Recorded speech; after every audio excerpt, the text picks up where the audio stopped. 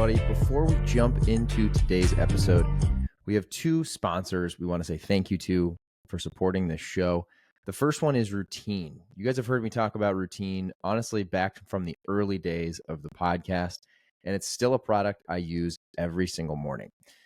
They have a prompt for me here. I'm going to do a little impromptu on this ad read today because honestly, this is a product that I truly believe in. And so I'm just going to tell you guys exactly what I think and why. First and foremost, this is a stat that they shared, but when you sleep, you lose between a pound and a half of water. And most of that's just sweating while you sleep.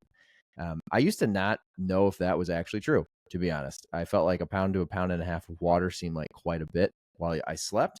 But the one thing I did constantly pay attention to when I started using Routine was just the fact that before using Routine, I always felt a little dehydrated in the morning. And I'm one of those people that when I get up really early usually.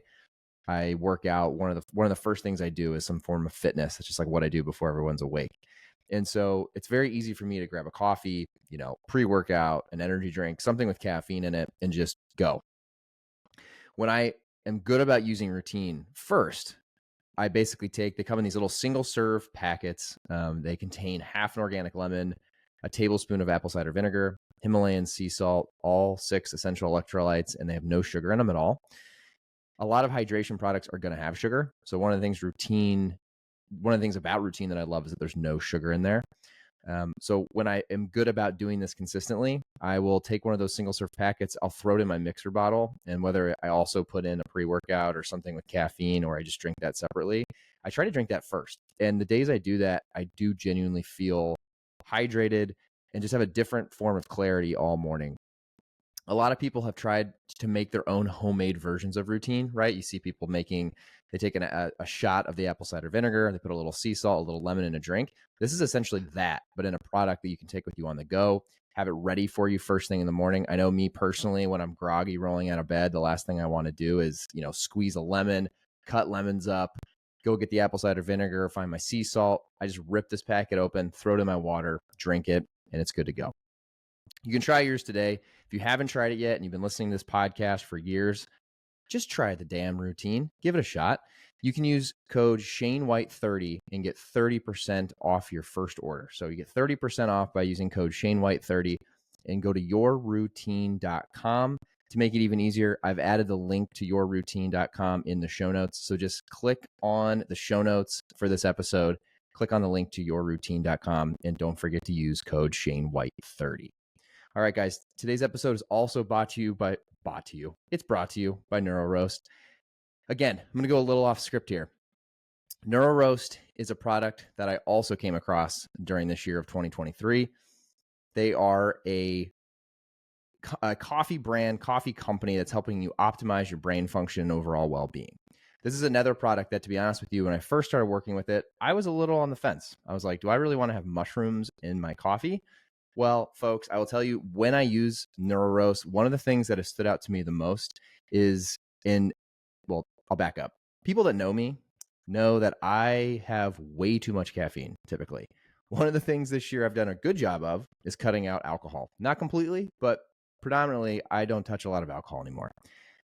What I think I've actually done the other way, though, is add a lot more caffeine. So I do definitely drink too much caffeine. That's something I need to work on next year, is to try to minimize how much of that. But NeuroRoast is something that has actually helped me because of the way they've formulated their coffee. Like, unlike regular coffee, which is, still something I consume, but NeuroRoast specifically doesn't cause jitters or crashes. Mushroom coffee provides more balance and sustained energy, allowing you to stay focused and productive throughout the day. So the times I do use NeuroRoast, I'll be honest, I just don't feel that jittery, like, I'm jumping out of my chair or standing here at my desk jumping around feeling. So give NeuroRoast a try. They have some really good flavors. I'll be honest too, the two guys that started NeuroRoast are just really good dudes based out of New York, and they're hustling, and hopefully they can get some people to try NeuroRoast this holiday season by listening to this podcast. So for you folks who've been on the fence, I'm telling you, it tastes delicious. They've done a fantastic job of making this coffee not only be functional, but taste fantastic. And if you want to try NeuroRoast, you can use code ShaneWhite. So it's super simple, just ShaneWhite at checkout. you'll also get 30% off. So if you go to neuroroast.com, and once again, I have added that to the show notes. So just click into the show notes while you're listening to this episode. You can click on NeuroRoast link directly. Don't forget to use code just Shane White, and you'll get 30% off your order. Hope you guys love both these products. I'm trying to not only bring you guys products that I use, but that I believe in on the podcast. I'm not taking ad reads for any brands that I don't really believe in. So anyway, hope you guys love both those products, yourroutine.com and neuroroast.com. I've added those links to the show notes. I hope you guys love it. And I got an awesome guest coming up right after this.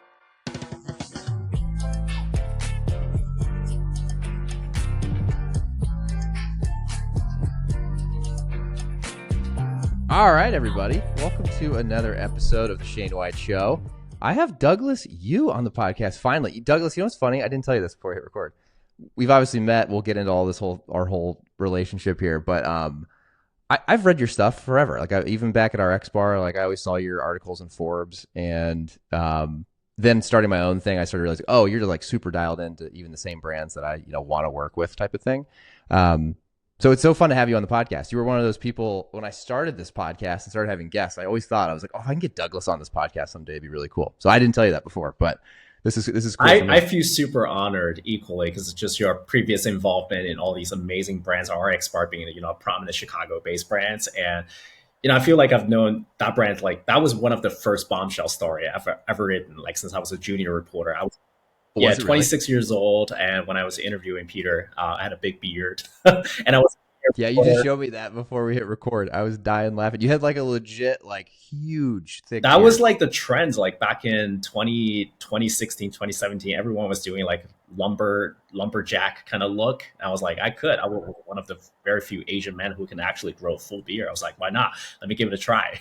And actually, like that was my signature look. Like, I would go to trade shows and stop by people. They're like, how is that even possible? Like, well, see, I've only seen you without one, so that would have been so funny. I'm sure the reaction to shaving that off was pretty phenomenal.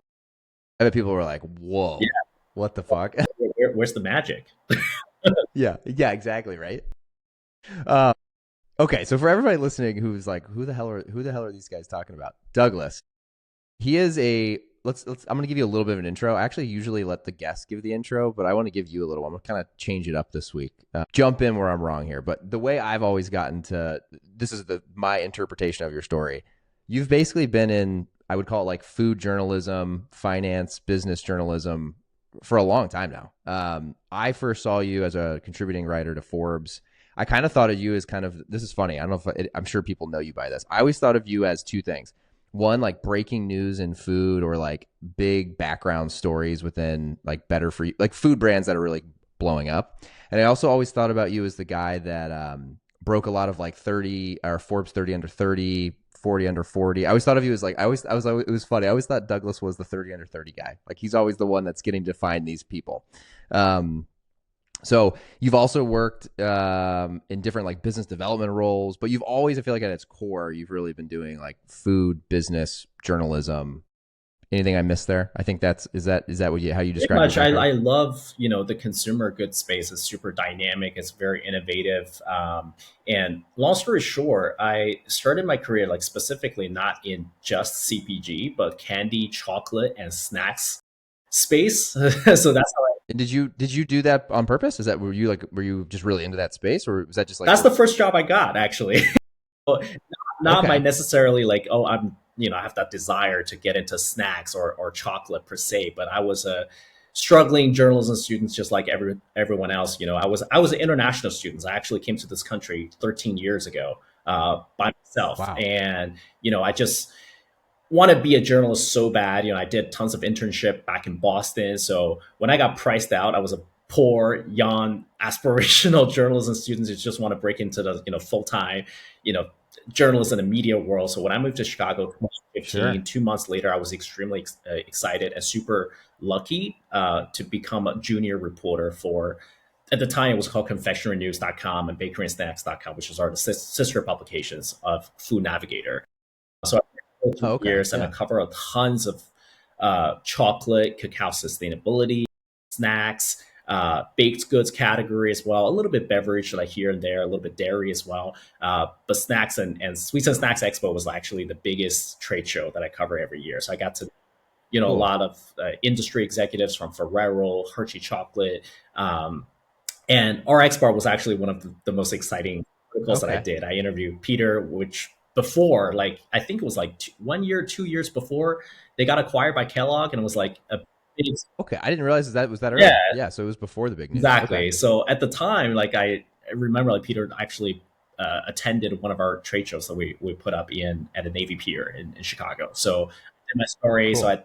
I was like 1 year, 2 years into my career, and I thought I knew all the macro trends. But honestly, I didn't know anything about running a business. I didn't know how, when you start like XYZ, what you should do when it comes to designing a packaging, the FDA law, when it comes to co-packer agreement, I have zero idea. All I know is like how to write an article, fact check, grammar, all of that, which is not easy as someone who's once again whose first language is not English. So it Right. Oh is, yeah. It's way yeah. So harder. I somehow like I just want to sort of break into that industry thinking I want to challenge myself to do something like super different that growing up like no one in my neighborhood or no one around me will dare to do. And I you know first milestone was achieved, so I did it.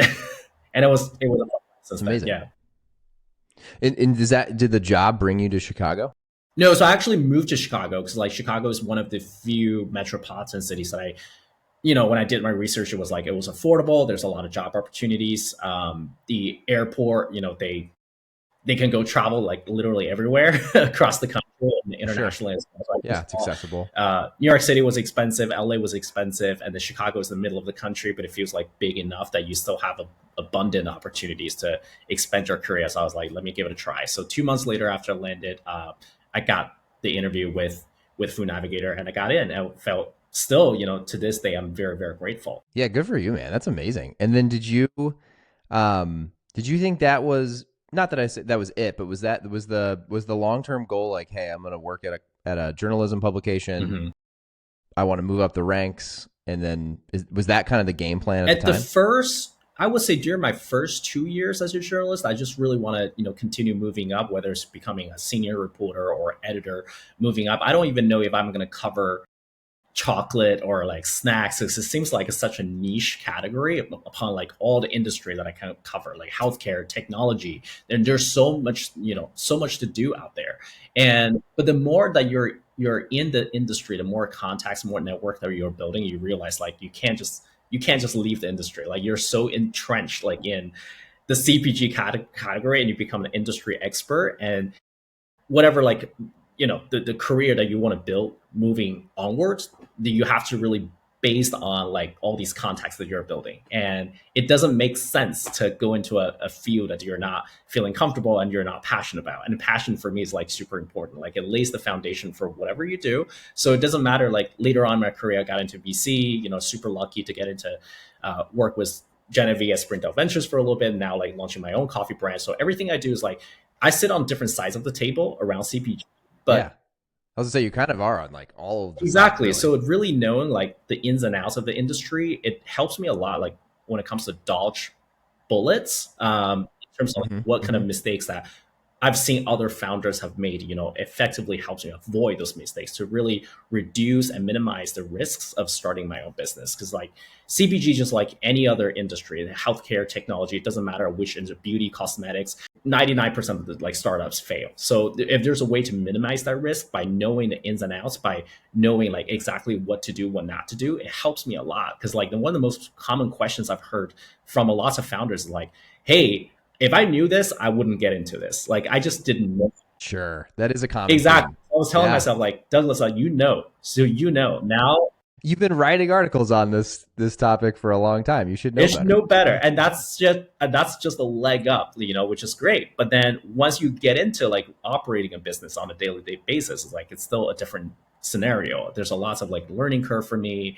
There are lots of challenges, along the way. But overall, so far so good with that. And yeah, and we'll get into Diamond Brew, which is a big part of the story and the big reason we had you on today. So for everyone listening, I'm hitting on Douglas has been in journalism for a while now, and I think that's really where he got well known in the space. That's obviously how I first saw you, started to read your articles. Um, when you did you kind of like, and I would love to just understand how this works in journalism. This is just me personally being really interested. How do you when you get like a role at like Food Navigator or then eventually Forbes and like being a contributing writer there, how does that work? Do you just you're really passionate, you go and talk to people, you write a story and then you submit it and then you hope that they want to publish it? Or do they like give you like, hey Douglas, we want you to go do a cover on Peter, for example? Like how does that work? Is it which way is it? Or is it both? So I would say it's a little bit of both. You either pitch your articles, you get a green light from your editor, or most of the times you have a lot of self-control, like autonomy over what type of topics you want to cover. But first and foremost, as the number one rule for all journalists, like you have to cover something that's newsworthy, right? If it's not nothing Mm, new, whether it's a new product launches or regulation changes in the industry or major M&A. In my case, like I was super into like covering finance, bringing up the exclusive announcements. So which company that goes public, which company that raised like millions of dollars in their Series A, like those are really like captivating because like where the money goes really speaks to where the macro trends. Right now, everybody's talking about mushroom or like gluten free or like protein as a macro trend. So you start to see a lot of like money goes into this field. So it makes sense to cover the mm, new development. So I would say it's a little bit of both. But I would tell you, like in my early careers, typically at Food Navigator, I wrote like news articles per day with coverage spanning across like news two per per day? day. Wow. Yeah. So we did an interview, and I remember we were using like Microsoft Team at the time. There wasn't Zoom. That was like before Zoom. We did articles around like new product launches, industry regulations, finance. But oftentimes, I feel like I was in such a rush to finish these assignments under deadlines. So rather than getting to Sure. know the ins and outs of like how exactly my interview subjects like build their business behind the scene, and but the more I learned about these founders and executives over the years, the more I feel like I'm stuck in a rut. I was like, I don't want to be observer all the time. I don't want to be just an analyst, right? Looking at the work, Yeah. but not knowing the day-to-day struggle. So once I get to know them, especially starting, my VC career, and talking to these founders and knowing their challenges and really trying to solve problems for them, I realized it's actually a lot deeper than I thought. Because like every article we write has like a layer of PR because all these like executives Yeah, 100%. prepared, with a PR firm or they have internal communications team. Like their language is really polished. But when you get to know them, really coarse, very raw kind of day to day. Like that's what I really, really want to get to know them. Like you feel like you know them on a whole different level. And looking back, the founders that I've interviewed, I feel like I only knew 10% of what they're going through, like what they've gone through. The 90% is like you have to really go behind the scene, like work with it on a daily day basis versus, hey, I can spend 3 hours profiling a founder, but this founder probably has to spend a decade building a business from the ground up. So That makes a ton of it, sense. that's the Yeah, I key mean, difference. I've noticed that on this podcast even. It's fun just to get to like really ask questions that you genuinely are thoroughly interested in versus having some like polished like question 1 through 20 of what we're going to go through today. Exactly. And I could see how that could become like you could leave meeting these people being like, I want to fucking know like what's been like the worst day this month, like what are the problems you're trying to Which is solve? why, Where are the Shay, like I'm wins? so grateful. Like when I got your email yesterday, I was kind of I want to be fully prepared for this podcast. And I was like, hey man, like can you send me a list of questions? Yeah, Like, no, yeah. this is a casual conversation, like no preparation needed. That actually makes me feel a lot better. That Oh, stuff good. Okay, great. That's the goal. always comes from like FaceTime, casual conversation. I barely do Zoom with Yeah. folks like these days. I always just like, if you want to talk to me, just FaceTime me. Okay. Oh, really? Okay. And by the way, I know I didn't call you back, and we texted, and so I want to publicly apologize because I called you, I texted you last week. You called me, and then I texted you, and I had a crazy day of meetings. And I should have No, called you I back. I know just thought about that. you're good. So the thing I want to like leave off with before we go deep into Diamond Brew, what has it been like? I mean, I think you've written for a lot of different places, and again, I'll mention for everyone listening again, like Forbes to me was always the one. Like, and it's funny now that I'm saying this out loud too. It's like I guess I just always, as a kid growing up, like I heard Forbes, I heard that word, and so I've always assumed it's like a source that's like one of the best. It's the one that you trust. I don't know when I first saw it, but I always remembered seeing the Forbes 30 under 30 list and being like, "Oh, that's a cool goal to go after," kind of thing. What was that like for you? Just like in general, like working and publishing articles for Forbes. I'm sure that for you, there's got to be a lot of memories, and just it's got to be cool to be known as like a guy that's written for Forbes. It's been great. I would say, the team is very supportive. We get a lot of like news tips from the editorial team, and also, certain 30 under 30 under certain years, like we will submit some of the recommendations. Usually like the judges are made up of a previous 30 under 30 winner, and you have the editors and you have some contributors who can recommend candidates that are qualified. I would say I only Oh, wow. participated once, actually. Participated like once or twice when it comes to recommending qualified candidates, and it was a fun experience. Just sorting out, like some people are like, "Oh, I'm not 20 something year old anymore." You have to verify their age Yeah. one by one, but you do have a certain preference when it comes to like folks that you've already profiled. Folks that you've already know, like certain founder. But I would say this is not a guarantee that whoever's is doing extremely well that you will get qualified for that. So we're contributors. Like we're only contribute like certain parts of that decision making process. Like we barely go behind the scene in our Okay. Got process. it. But Shane, if you can like simplify this part on 30 on, which is like Yeah. not a major focus that we're doing actually. No, for sure. The reason I brought it up was I think it's been interesting is, I started at our X bar and that was the first time I was in the food and beverage space. Before that I was at walmart.com. And so when I came to RX, it was just like opened my eyes because like immediately I remember I just started meeting people in the industry because of being at our X bar. Like I vividly remember meeting like the Chico brothers at Super Coffee. Like they were just really starting to get onto the scene, and it just started like opening doors and having conversations. And it was really a light bulb for me of like how big but how small this industry is. Where like there's you go to the grocery store and there's so many products when you stop and just look around, and how we can all win. Like we can all win if we all like help each other. I've always had that mentality, and so I wanted to ask you about Forbes because I think it's such a cool place where you get to be kind of similar to what I'm doing with the podcast, which is like you get to just go talk to people and learn their story and share their story. And what we're fast forwarding to now is Diamond Brew. I was so pumped, and I don't know if you remember this, but like the day you posted about it, I'd followed you on Instagram before we'd really ever talked. The day you posted it, it was late at night. I want to say it was like I don't even know why I was up so late. It was I usually go to bed pretty early. It was like 11:30. I messaged you just saying like, "Hey man, we've never met, but I followed you. Like, congrats! Like, you're gonna fucking crush it with Diamond Brew. Like, what a great idea." Um, I messaged you because it was one of those times where I'm like, this guy has been dialed into this industry for as long as I've known you, and you went and you took that step that I actually would argue, probably took a lot more than the average founder that I've talked to who hasn't been in this industry or maybe has a touch of it and is a little bit more naive and goes and starts something. Like there's a whole beauty to that, like naivety to not knowing what you're getting into. But you hit it on at the beginning. When I saw that, I was like, damn, that's cool that Douglas, he basically like synergized all of these learnings that he's absorbed over the years. And it was like, I want to go launch my own thing. And it was cool because when you launched it, and I'm just giving this context for everyone listening because I pay so close attention to everyone that's launching stuff on food and beverage. Like I'm passionate about it.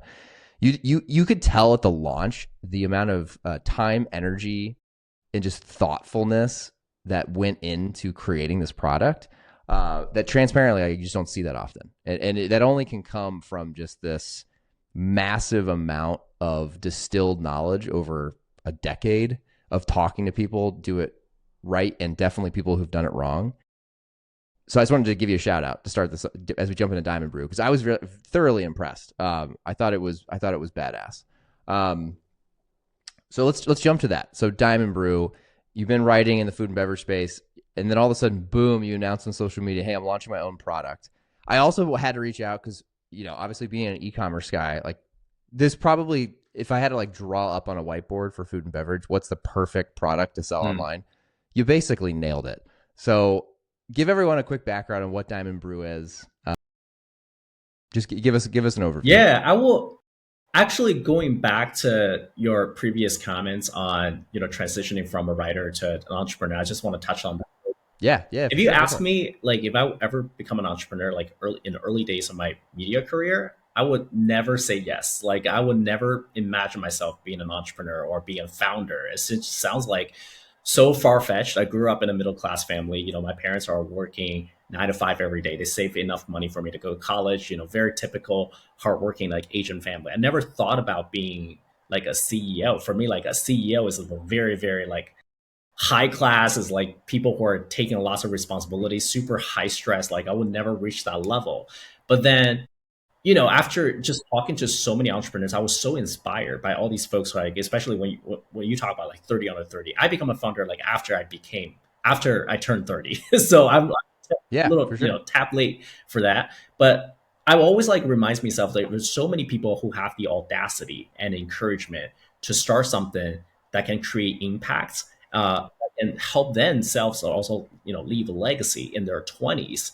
What am I doing here? What am I doing here by observing and analyzing and narrating their stories? And I have a story myself. How do I translate that into something that's impactful? But at the end of the day, I'm not creating a product myself. I'm creating a product that I'm equally passionate, but it's also like equally impactful on the consumer. So long story short, so going back to, the starting point of Diamond Brew, I had this idea. That was during the time like of the last Expo East. I remember in Philly. That was the last show that they wind down before they wind down Expo East after like 40 something years. I had a conversation with, I still remember. I want to give Matt Clifford a shout out. I actually messaged him separately on LinkedIn. I said, Matt, if you know who he is, he was the former CEO of Can Do Company, the nutrition bar company. Oh He's yeah, just okay. Yeah. incredible intelligent. It's very, very nice person. And he probably doesn't even remember that conversation when we start, but it was a casual conversation in the last Expo East.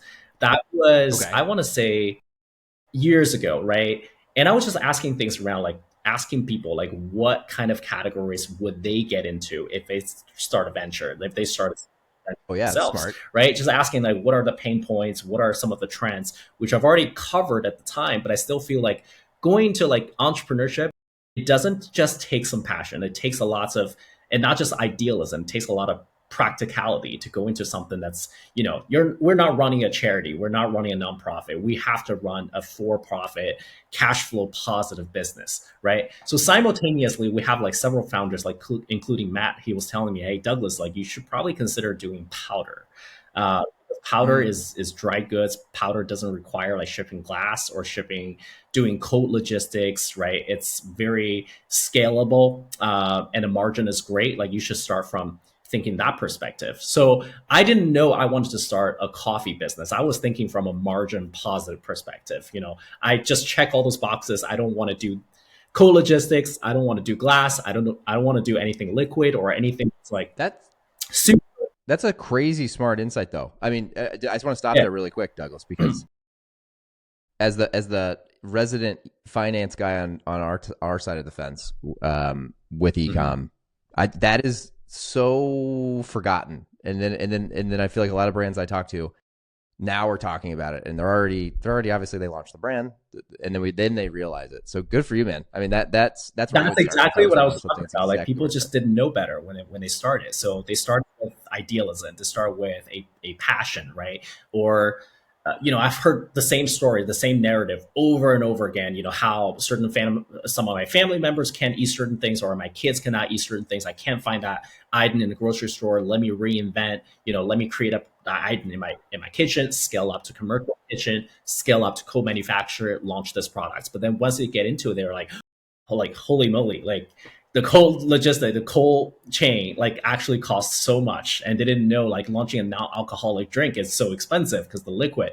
shipping even cans of drink is like so expensive. So for me it's like cash flow positivity, like cash flow positive, being margin positive, being margin healthy margin is like super super important from the get-go. So starting from that point, I start like going on my white canvas and drawing different types of like powder, like what kind of powder I need to get into. There's different types of powders in the market. The most common one, protein powder. You have fiber, like Metamucil. You have coffee as well. Like you have like so many different types of powder. Like hydration is another one. So once again, putting my media hat on, looking at protein, protein was so saturated. Everyone was plant-based Yeah. protein at the time. Everyone was doing like things that are similar. You add different flavors, you're adding like different functional benefits here and there. No one is doing like, there's so many protein deals that have been done in a space. Yeah, And then for at a sure. time like, I remember hydration, you have liquid IV, which is like a unicorn in the hydration space. And after that, there's a gazillions of other hydration companies like come into the market, get into GNC. I was like, okay, that space is also really crowded. But what kind of powder that has a large existing consumer base, so I don't have to go in and educate consumer what that is, because consumption a Oh, lot. that's another smart Yeah, so I piece just that checked I all hadn't the really even thought boxes. about. After coming back from Expo East, after having a conversation with Matt, I was just walking down the grocery aisle in Joe Lasco here in Chicago. I was just trying to identify the powder that has a large existing consumer base. Everybody knows about it. So the light bulb moment really came. It was instant coffee. And that's one category in this humongous, 200 billion category, like worldwide. Like everybody drinks coffee. Coffee is a staple. Coffee is the second most traded commodity in the world. But unfortunately, in this country, like no one has done instant coffee really well, really, really well. I'm talking No about one. how Yeah, staple. right. Like you go to the grocery aisle, it's predominantly like coffee grounds or whole beans, which majority of American consumers will purchase. But when you look at instant coffee, it's literally just Folgers. You have the super like Maxwell. You have the super vintage instant coffee. That And why do you think that is? I don't know. I think it's just the consumer behavior. I think when you look at data, the U.S. and North America in general, interestingly, is the only market where people heavily rely on coffee maker. Everywhere Hmm. else in the world, if you look at Europe, if you look at Asia, if you look at even South America, where lots of like coffee beans are produced, they actually don't drink their coffee. They drink instant coffee. They drink Nescafe Oh, three really? in one. So like having like a espresso maker or a drip coffee maker is not It's common. not, it's like instant coffee is prevalent over there. So yeah, the Oh. coffee beverages, like instant coffee with a lots of cream and sugar. Like I grew up in China, right? I grew up since I was 15 years old. I drank Nescafe 3 in 1 that comes in a sachet. So to me, that's what Yeah. coffee tastes like. That's what coffee always tasted like until I came to the US in 2012. And I realized that every single household has a coffee maker, whether they're vintage or more advanced, like it's fancy espresso machine. But every household has a coffee maker. Like they would never, like they wouldn't drink it.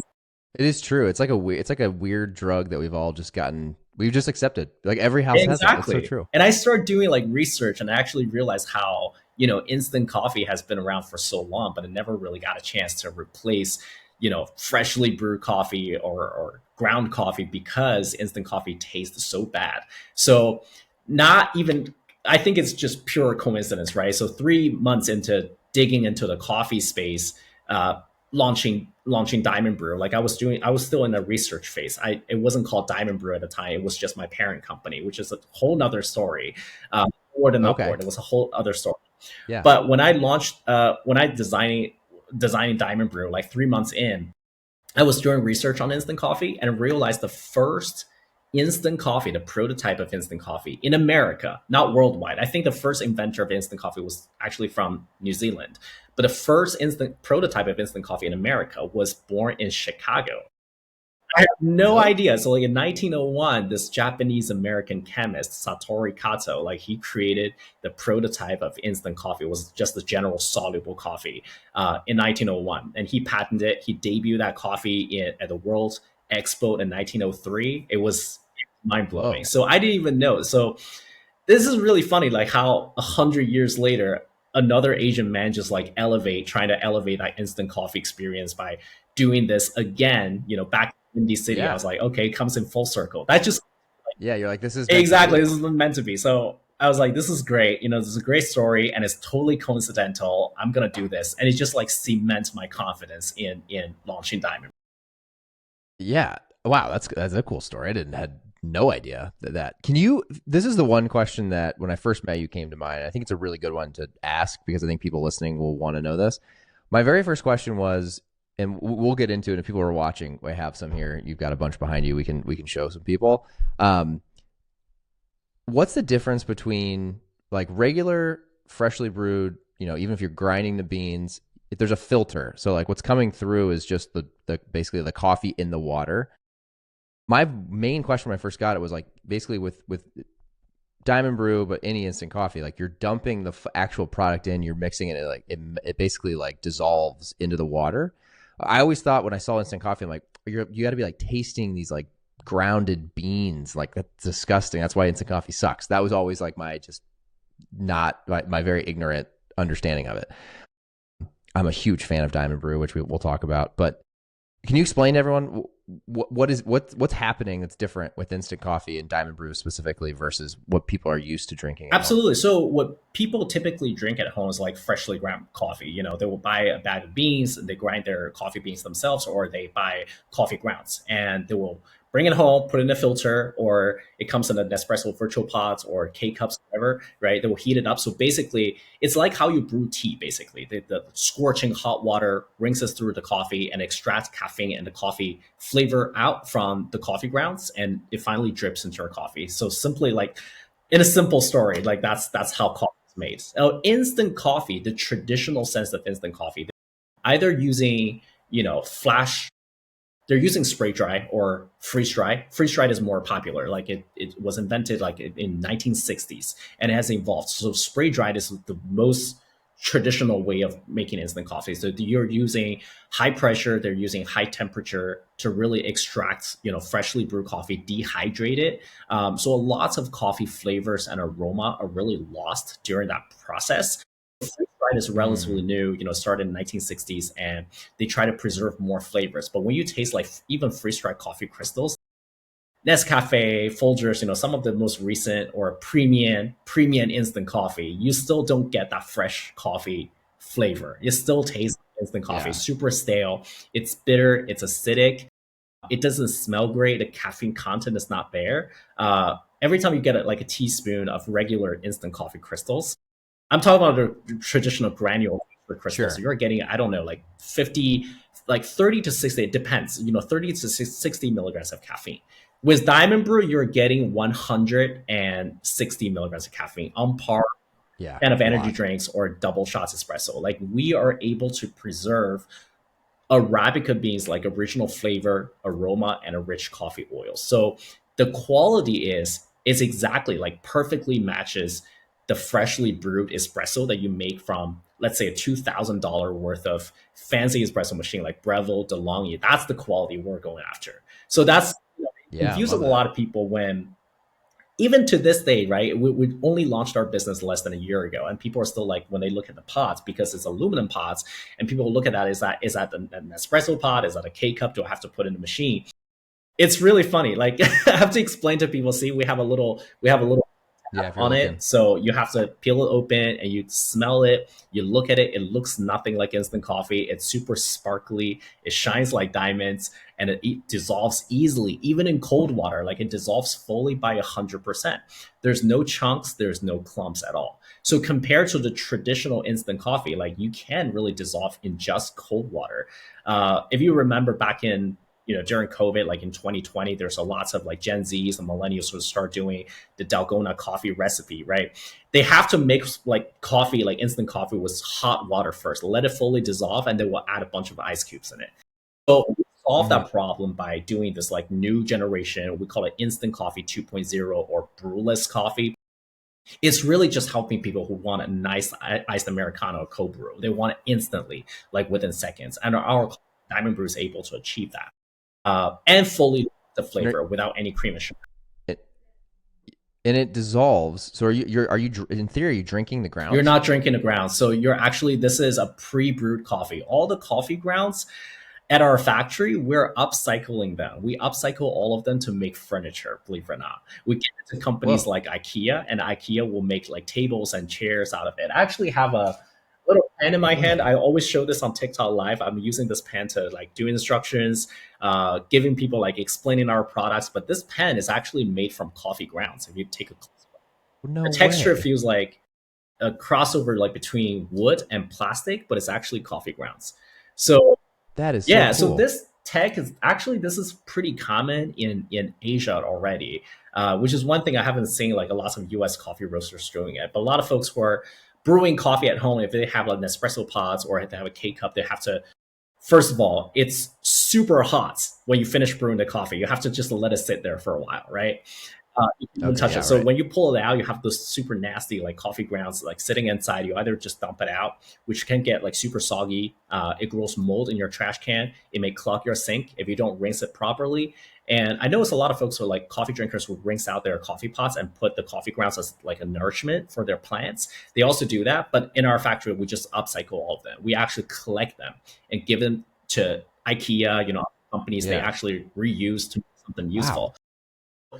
The coffee crystals that we have, these are actually not coffee grounds at all. They're soluble coffee, they're pre-brewed coffee, but we do have this more advanced freeze drying technology, but it's not just freeze dry. We're able to fully lock in a flavor and a rich coffee oils. So that's why like when you let's say like if you when you dissolve these coffee in 2 ounces of hot water, you will see the coffee oils and a white crema like flowing on top of the liquid. Like it looks just like your freshly brewed It really does. Yeah, it does commercial exactly. espresso machine. Like that's why like our products is so new, and a lot of older generation, like older folks who watched our video, like some of the UGC content, they're like, no, you're just instant coffee. Like you young kids don't know anything about instant. We've been drinking Folgers for decades until they got their sampler pack. They're like, holy moly, this is nothing like what I expected. Sure. Oh, I can imagine. I mean, I maybe had instant coffee once or twice in my life before having Diamond Brew. Um, it's been incredible. I have it all the time. I will say too, like with this as a horrible excuse, but like just being Mhm. busy, it's so nice. Like before this, I literally went, got like my clean, like really our high level, like really clean Mhm. water, microwave my coffee cup for a minute, came in the office, have one of my Diamond Brew, dump it in, mix it in, and I have a awesome cup of coffee that I just enjoyed. um it's so nice, it's so convenient, and it tastes literally delicious. We have an espresso maker, and I would argue that ours, I think I pick the Diamond Brew over the espresso maker Hey, Shane, coffee, you're if you're that's you're not the just a, first one. Like, we got so many customers on a daily basis that every time they switch the Diamond Brew, their Nespresso machine or their espresso machine has been collecting dust since then, or boiling water. yeah, I They use bet. it. Yeah, I bet. Well, yeah, I mean, it's. I'm not saying this to blow smoke. It's unbelievable. All right, so you launched this. That's a good overview of the product. Where have you launched for everyone listening? I know, but for everyone listening, like, where are you selling Diamond Brew Yeah, so today? we're a fully digitally native business. We're available on our website, diamondbrewcoffee.com. We're also available on Amazon and TikTok Shop for the time being. And also, bombshell news for your exclusive announcements. We're actually Here we signed the go. biggest military contract, broker contract last Friday. My broker Well, yesterday. congrats. We're going to be available on Shop Exchange. We're going to serve 20 to 30 million U.S. Military personnel, active duty, Coast Guards, Navy, and veterans across the country. So we're super proud. Damn. Congrats, man. I mean, that's a great one.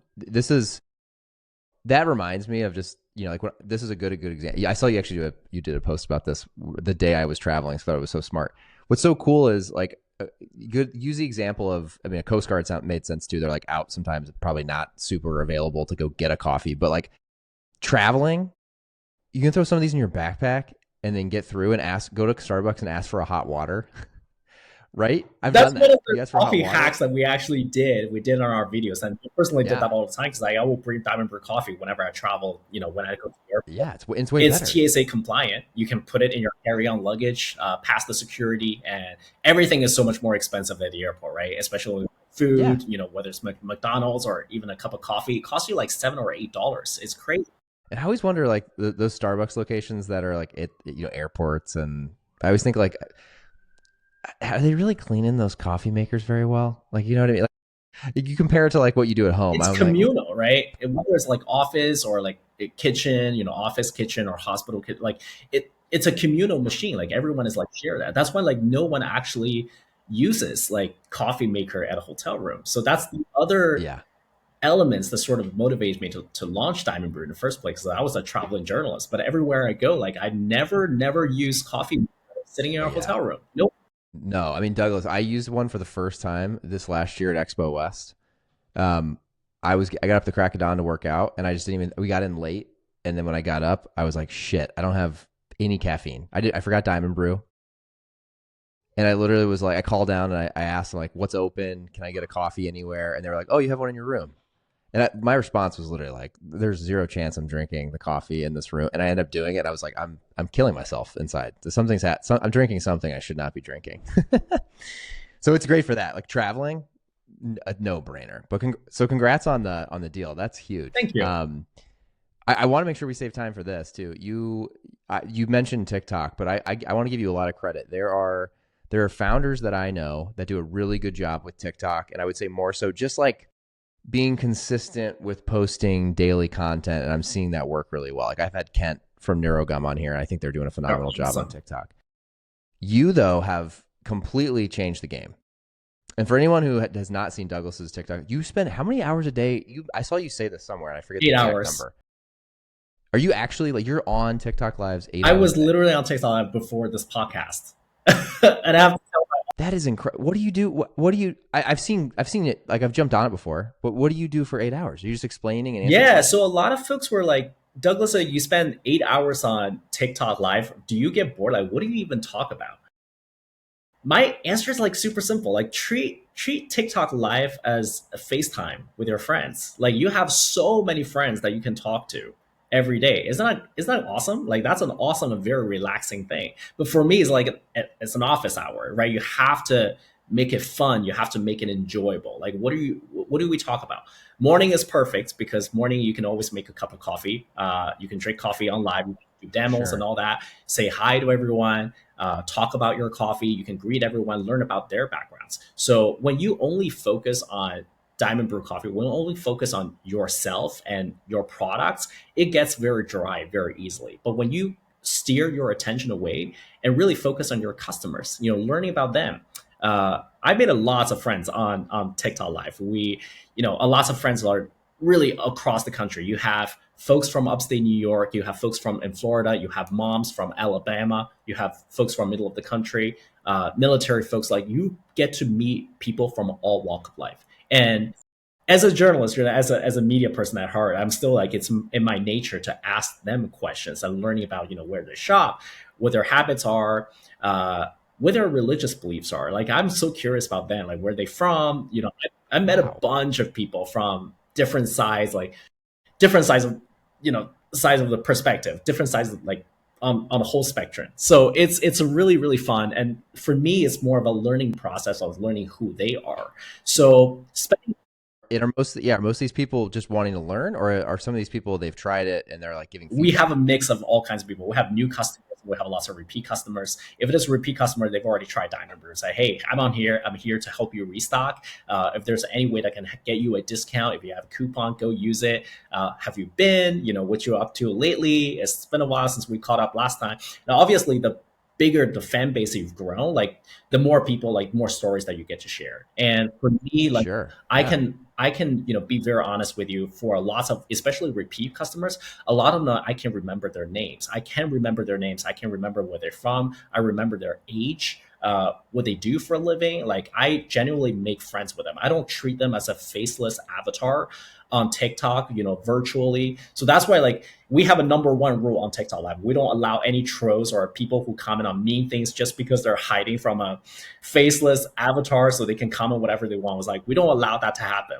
Everyone is genuine, everyone is authentic here. Customers are authentic. They're truly passionate about Diamond Brew. I know exactly where they are. Like I take care of my That's customers like cool. one by one, like friends. Yeah. Wow. I would imagine that's probably where you're seeing a lot of growth. I mean, that's such an amount of how do you put 8 hours? Man, I'm just impressed. I guess 8 hours a day, and then are you? Yeah, are you able to So like? Are you able to do other things yeah, for the business? Like, are you just doing it so outside of those I hours? wake up in the morning. I wasn't spending, by the way, I wasn't spending 8 hours a day let's say before February. So I started fairly recently. Still, it's been Sure. like 3 months already. Um, but Yeah. before Yeah. February, I have no idea because like our business is just starting. We're still in that warm up period. We only Right. have one products right Sure. now. We're still technically in that warm up period just to see like who our audiences are, who our core target audience is, what they like, what they don't like. I got to learn tons. But the reason why I started TikTok Live, I go full force on TikTok Live because like at the end of February, we finally like saw a spike. Like there's a hockey stick in our growth. And Mm-hmm. a lot Mm-hmm. of our growth are from TikTok. We start growing like crazy. A lot of videos got tons of views. And every time I go on TikTok, like within half an hour, sometimes I get like 10 orders immediately. I was like, okay, there's something there. So Well, I mean, that's what's crazy is you like you're on there and people would say you're putting your time into something that's just TikTok, and it's like, well, no, if you're generating sales, like you're making money while exactly. you're So it's doing almost it. Yeah. like my job to make sure that even though this is virtual coffee hour, but I want to make sure that my shop is open. Imagine that you're running a brick and mortar retailer. How do you expect there is full traffic if your shop is not even open? So you always have to stay on here. So now I can tell you, Shane, like my schedule's super simple. Like people will find it so super boring, but for me, it's like my duty. It's my responsibility to wake up in the morning, do some cardio, grab a cup of coffee, grab a cup of Diamond Brew, go live, hop off, go to have lunch, take a lunch nap, and starting my Wow, you take a I take a lunch nap. lunch nap. I still keep that habits. Growing up, Is that something? Wow, you've always done yeah, that? 30 minutes.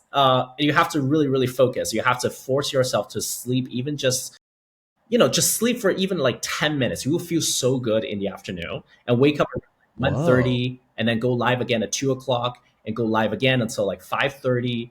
Gym, dinner, come back, refresh, 8 o'clock again until 11 o'clock. So three times a day. So it could be 8 hours. It could be less than that. It could be more than that. But it's like I want to make sure. Yeah, I mean that's yeah. Good for you, man. Wow. Are you trying to like work on other things that need to be done Then I'll have to while take you're doing advantage. I it? have to take advantage of those gap, right? If I have a lunch nap, Yeah. if I'm not taking a lunch nap, for example, like then I have to clean up those emails. And today I'm making some Yeah. time for the podcast because I like you. I appreciate it. Yeah, Yeah, I man. I know appreciate it. Yeah, yeah, yeah. this Well, happened. I hopefully, know we've been trying to make this happen for a long time, but I was on live right before this, and I'm going on live like after this again. well, as I said, I mean, hopefully this hits a whole new audience of people. This is amazing, man. We we could probably talk for 4 more hours because I'm genuinely curious. I, I'm excited for you.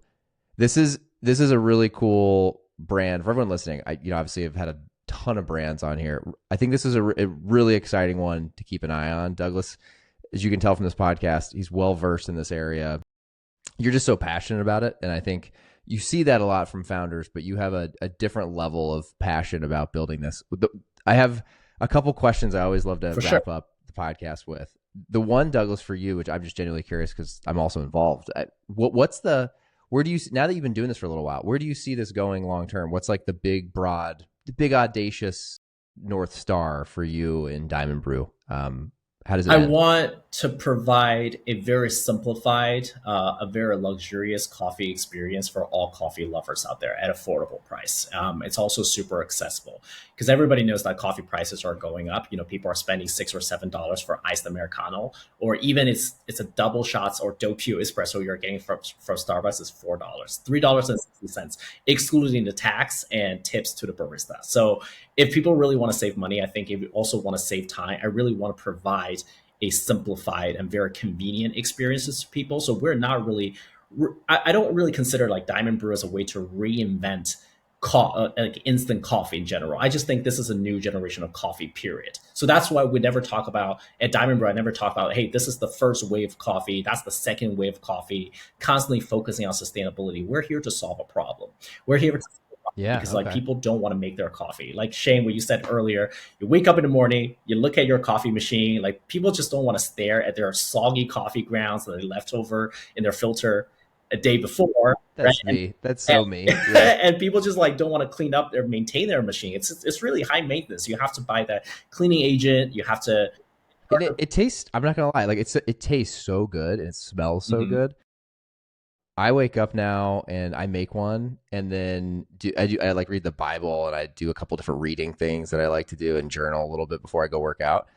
It's just like the most relaxing, and I think it's relaxing because you're just like you heat up the water, you dump it in, you mix it in.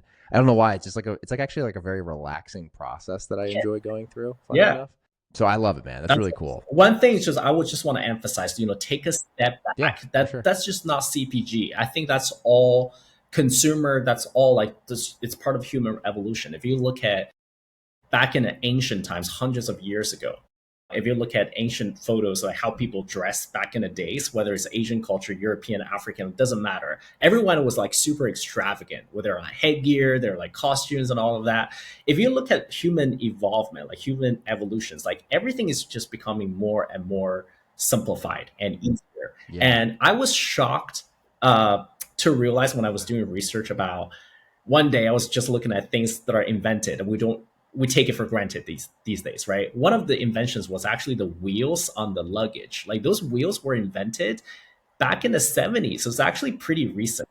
Oh, Before yeah, that that, is right, recent. right. Before that, and everyone was just carrying a luggage around at a train station, airport, and like they don't have wheels at the time. So just that invention like changed people's lives, and it's simple as that. Wow. So I was like, the Yeah. reason. So going back to earlier, like why in North America, like instant coffee has never taken over. I feel like just because people are mistrusting instant coffee. It never tastes that great. It's never like You sure? freshly brewed Sure. coffee. The caffeine content is not there. But now that the time finally comes and it's something actually easier and it's just even better, when it comes to like the quality, the flavor, the experience of coffee. So if we're able to provide something more simplified, I think honestly, I think every generation, the younger generation, will becoming like lazier and lazier. Remember, like 10 years ago, millennials stole all the spotlight. Everyone was complaining millennials are entitled, millennials are Yeah. Oh, native, yeah. right? Millennials are this and that. But look at today, like 10 years later, that's exactly what we complain the same thing about Gen Z. They're always on Sure. their phone. They're unbossing. They don't want to be in management anymore. They want to be independent.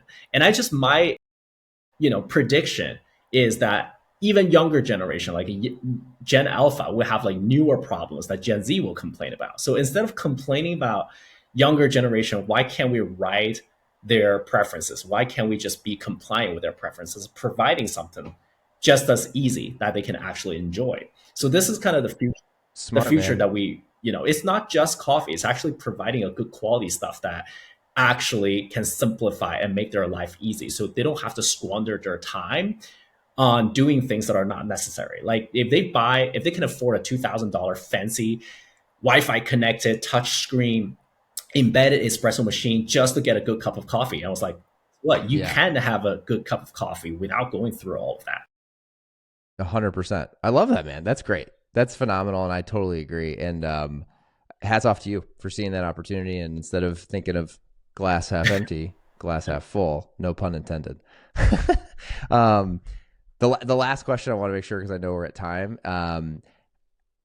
For you, you're running a business. You would flip from being a writer and a journalist to now being a CEO.